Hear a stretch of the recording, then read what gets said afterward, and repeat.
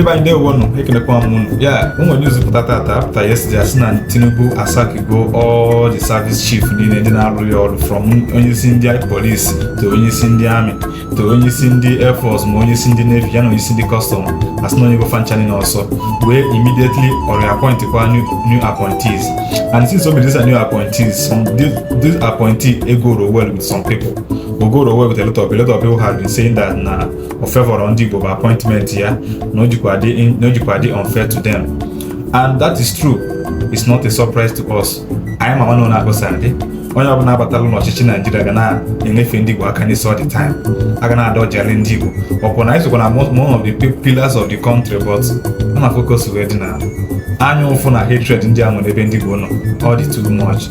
Odo ekwefa kafa pikie ndị Igbo na the most major positions.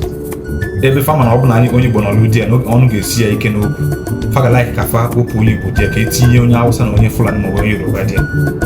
Ihe niile abụcha agenda enwere n'ebe ndị Igbo nọ.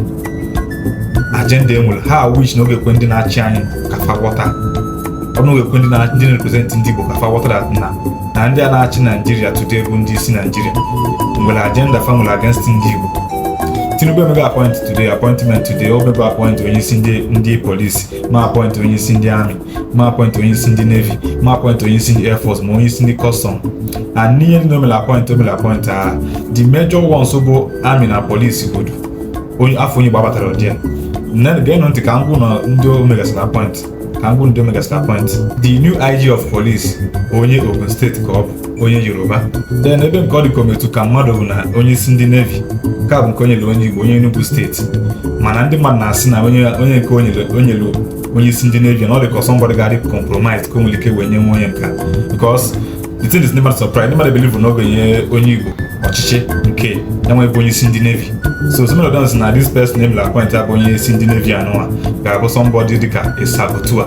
So gwanụ m na comment section amara you know think gbasara onye isi ndị navy onye Enugu steeti. Then the new onye isi air force bụ onye Ugwu Hausa onye Kano steeti.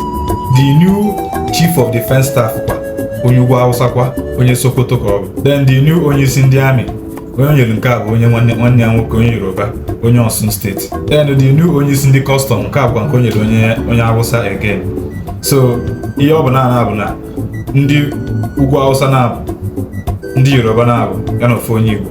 The new chief of defense intelligence nke a bụkwa nke onye onye South.